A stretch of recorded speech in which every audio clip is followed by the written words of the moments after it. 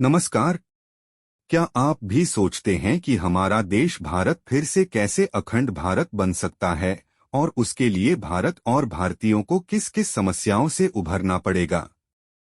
अखंड भारत, जिसमें अफगानिस्तान, पाकिस्तान, भारत, नेपाल, भूटान, म्यांमार, बांग्लादेश, श्रीलंका और मालदीव सब अखंड भारत के हिस्से थे, जो इतना विशाल और भव्य देश था कि आज हम बस उसकी कल्पना ही करते हैं। लेकिन ये असंभव भी नहीं है कि हम अखंड भारत दोबारा न बना सके। इसके लिए हमें वो कदम उठाने होंगे जो हमारे देश के इतिहास में शायद ही कभी उठाए गए होंगे। पहले तो भारत और सभी भारतीयों को दृढ़ संकल्प होकर ये पूरी तरह ठानना होगा कि हमें अखंड भारत बनाना ही है, चाहे हम भारतीयों को कुछ भी करना पड़े और किसी भी हद तक जाना पड़े। अगर हमारे अंदर ये भावनाएं इतनी प्रबल नहीं हैं, तो अखंड भारत का ये लक्ष्य हमारे दिलों और दिमागों में सिमट कर रह जाएगा। मैं एक और बार दोहराता हूं कि अखंड भारत बनाने का ये लक्ष्य बहुत कठिन है और हमें वो कदम भी उठाने पड़ सकते हैं जिससे हम शायद दुनिया की नजरों में उनके लिए दुश्मन बन सकते हैं, क्योंकि बाकी दुनिया इस लक्ष्य की प्राप्ति में हमारा साथ कभी नहीं देंगे।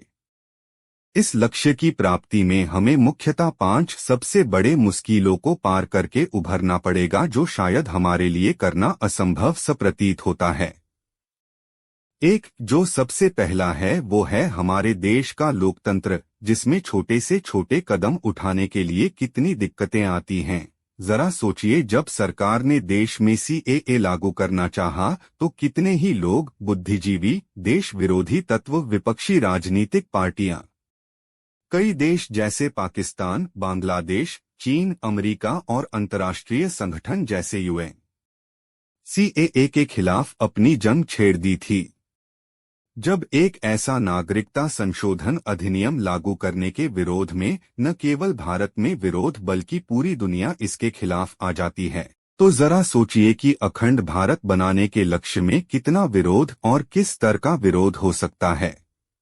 इतना याद रखिए कि कोई भी राजनीतिक पार्टी इस सफर पर हमारा साथ नहीं देने वाली। विपक्षी दलों को तो भूल जाइए कि वो ऐसा कुछ करने का सोच भी सकते हैं। उनको बस सत्ता पाना है और उसी पर बने रहना है। जहां तक कि सत्ताधारी पार्टी बीजेपी का सवाल है, तो वो भी बस हिंदुओं और बाकी राष्ट्रवादियों से सिर्फ वोट लेना और भारत पर अपने जड़ों को मजबूत करना चाहती है। बीजेपी ने अपने कार्यकाल में कुछ ऐसे फैसले जरूर लिए हैं जो हमें एक राष्ट्र के तौर पर काफी पहले ही ले ली जानी चाहिए थी। बीजेपी में ऐसा कोई दूरदर्शी और योग्य नेता नहीं है जिसने दृढ़निश्चय किया हो कि जब कभी भी वो सत्ता के शिखर पर पहुंचे तो वह राष्ट्र को वादा करे कि किसी भी कीमत पर वह और उसकी पार्टी बीजेपी अखंड भारत का लक्ष्य पूरा करेगी। इस सपने को वास्तविकता में बदलने के लिए देश के लोकतंत्र को इसी लक्ष्य के हिसाब से मोड़ना पड़ेगा, जो कि एक दूरदर्शी, योग्य और राष्ट्रवादी नेता ही कर सकता है। दूसरी समस्या यह है कि भारत ना ही आर्थिक तौर पर और ना ही सैन्य तौर पर इतना ताकतवर है कि हम इसे अभी पूरा कर सके। इसके लिए हमें दुनिया का ना ही सबसे अमीर देश बल्कि सबसे ताकतवर देश भी बनना पड़ेगा, जो कि लगता है आने वाले 30 से 50 सालों तक नहीं हो सकता। कभी हमारा पड़ोसी देश चीन भी आर्थिक और सैन्य तौर पर हमारे इतना ही ताकतवर था, लेकिन चीन आज हमसे इतना आगे निकल चुका है कि वह लगभग हर क्षेत्र में भारत से कम 5 गुना आगे है। और याद रखिए, चीन की आबादी भारत की जितनी ही है।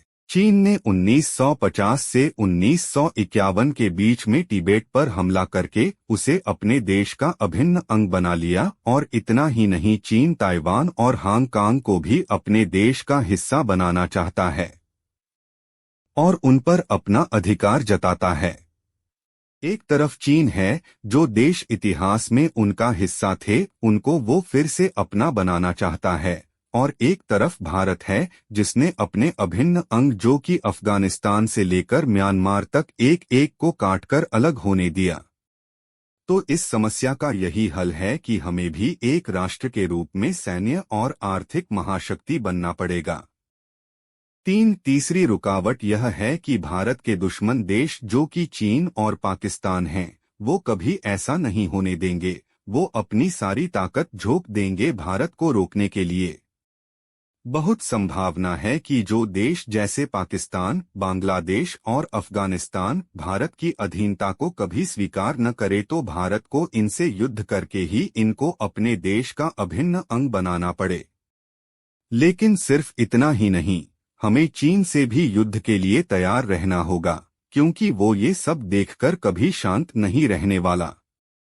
चीन ने 1962 के युद्ध में अक्साई चीन, जो भारत के लद्दाख का हिस्सा था, उसे हथिया लिया था और आज तक वो चीन का ही हिस्सा है।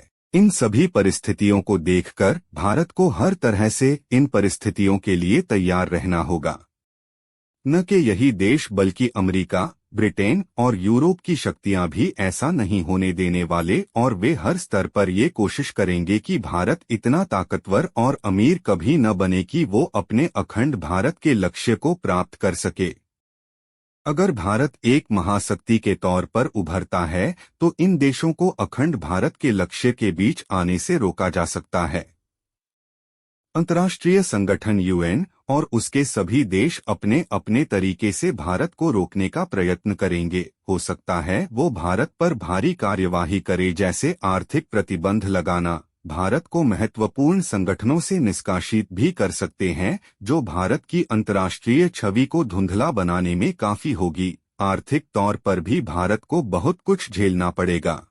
चौथी समस्या तब होगी जब भारत अखंड भारत के लक्ष्य को पूरा कर लेगा। भारत बाकी देशों से जैसे अफगानिस्तान, पाकिस्तान, नेपाल, भूटान, म्यांमार, बांग्लादेश और श्रीलंका जैसे देशों से आर्थिक तौर पर सबसे ज्यादा मजबूत है और वे देश आर्थिक तौर पर काफी कमजोर हैं और इनमें से तो बहुत देश तो काफी कर्ज में डूबे हुए हैं। पाकिस्तान और श्रीलंका ने तो चीन, सऊदी अरब, यूएई, आईएमएफ और वर्ल्ड बैंक से काफी ज्यादा कर्ज ले रखा है और उनके सारे कर्जे भारत को ही चुकाने होंगे। न केवल यही, यहाँ तक कि इन देशों का अधिकतर खर्च भी भारत को ही उठाना पड़ेगा। पाकिस्तान और बांग्लादेश में गरीबों की आबादी इतनी ज्यादा है, उन्हें गरीबी रेखा से ऊपर उठाने के लिए हमें काफी मशक्कत करनी पड़ सकती है। पांचवी दिक्कत ये होगी कि नेपाल, भूटान, म्यांमार और श्रीलंका को छोड़ दे तो बाकी तीनों देशों में मुस्लिमों की आबादी काफी ज्यादा है। भारत में ही 24 करोड़, जबकि अफगानिस्तान, पाकिस्तान और बांग्लादेश में कुल 42 करोड़ मुसलमान हैं और पूरे अखंड भारत में 66 करोड़ मुसलमान होंगे, जो कि पूरी दुनिया में सबसे ज्यादा होंगे किसी भी देश के मुकाबले। पूरे दुनिया के 31% मुसलमान सिर्फ अखंड भारत में ही होंगे, जो कि एक बहुत बड़ी आबादी होगी हिंदुओं के बाद। अखंड भारत में हिंदुओं की आबादी 120 करोड़ होगी, जो मुसलमानों की आबादी से सिर्फ दोगुनी ही होगी। जब भारत में ही हिंदुओं और मुसलमानों के इतने दंगे होते हैं तो जरा सोचिए ऐसे देश में क्या होगा जिसमें दुनिया की सबसे बड़ी हिंदू और मुस्लिम आबादी होगी। बाकी के देश जिसमें ज्यादा मुस्लिम आबादी नहीं है, वो देश भारत के आगे जल्द ही अपने घुटने टेक देंगे और भारत की अधीनता स्वीकार कर लेंगे। लेकिन वे देश जिसमें ज्यादातर मुस्लिम देश है, वहाँ के मुसलमान कभी भी हिंदुओं के अधीन नहीं रहना चाहेगी। वे भारत को कभी अपना देश नहीं कहेंगे और ना ही मानेंगे। यह समस्या इतनी जटिल है कि इससे उभर पाने का कोई मार्ग नजर नहीं आता है। अगर भारत इन सभी समस्याओं को पार करने में सफल रहता है तो भारतीय राष्ट्रवादियों का अखंड भारत का सपना साकार होने में देर नहीं लगेगी।